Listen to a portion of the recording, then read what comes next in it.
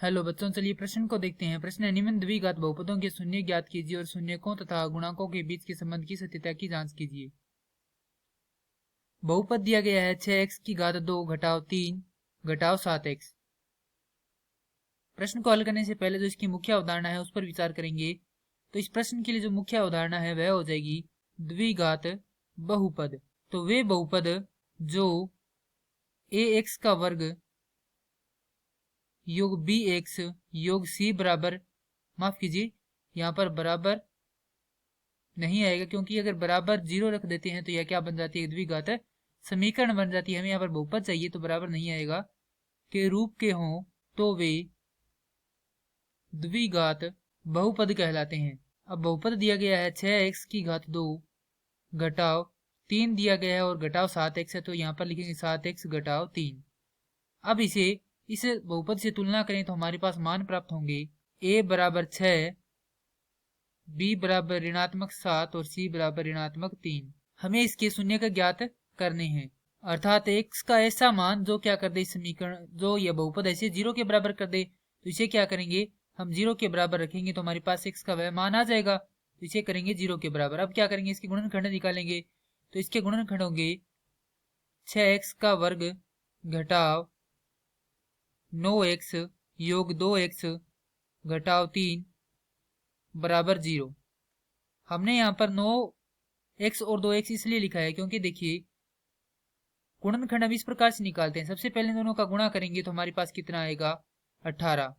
अब इस 7 कैसे टुकड़े करेंगे, जिन टुकड़ों का यदि हम गुणा करें तो हमारे पास क्या आ जाए, 18 आ जाए, और यदि उनका योग या घटाव करें, माफ कीजिए योग करें, तो क्या आ जाए, 7 आ जाए। तो वह टुकड़े कौन कौन से, एक तो 9 होगा और दूसरा 2 होगा। अब चलिए इसको लिखते हैं 6x का वर्ग घटाव, माफ कीजिए योग 2x घटाव 9x घटाव 3 बराबर 0। यहाँ से 2x आ जाएगा बेनिष्ठ, यहाँ पर बचेगा x, माफ कीजिए 3x योग 1, यहाँ से ऋणात्मक 3 विनिष्ट आ जाएगा तो बचेगा 3x योग 1 बराबर 0। अब क्या करेंगे, यहाँ पर इसको लिखेंगे तो 2x घटाव 3, क्योंकि यहाँ पर इसमें 3x योग 1 क्या है, उबिनिष्ट है, तो उसे उबिनिष्ट ले लिया बाहर।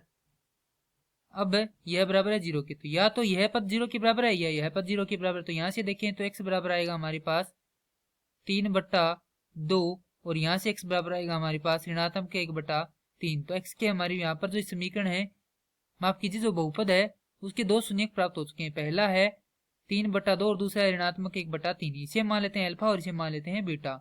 तो सबसे पहले क्या करेंगे, अब इनके जो गुणांक है उनका संबंध ज्ञात करेंगे। तो यहां से देखिए शून्यकों का योगफल है वह बराबर होता है ऋणात्मक x का गुणांक। x का गुणांक क्या है, b है, अर्थात ऋणात्मक 7 है, तो यहाँ पर आएगा ऋणात्मक 7 बटा x की घात 2 का गुणांक, अर्थात a कितना है, यहाँ पर 6 है, तो यह होगा 6। अल्फा का मान हमारे पास है 3/2 घटाव बीटा का मान है हमारे पास 1/3 बराबर, यह हो जाएगा ऋणात्मक और ऋणात्मक धनात्मक 7/6। तो यहाँ से हल करेंगे तो प्राप्त होगा, लघुत्तम लेंगे तो लघुत्तम आएगा 6, ये होगा 9 घटाव 2 बटा 6 बराबर 7/6, अर्थात हल करेंगे तो प्राप्त आएगा 7/6 बराबर 7/6, अर्थात दोनों बराबर हैं। तो यहाँ से हम कह सकते हैं कि जो पहला संबंध है वह क्या है, सत्य है।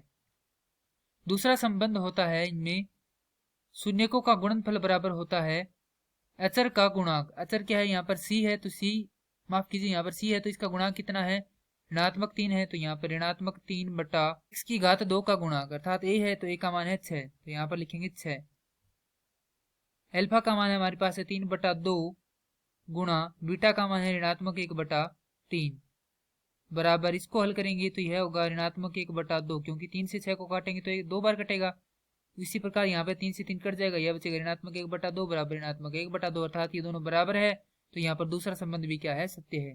अतः हम यहाँ से कह सकते हैं कि यह जो बहुपद दिया गया है इसके जो शून्यक है वह है x बराबर 3/2 और ऋणात्मक 1/3, और इसके जो गुणांक और शून्यक के संबंध है वह भी क्या है, सत्य है। मैं आशा करता हूँ कि यह प्रश्न आपको समझ में आया होगा। धन्यवाद।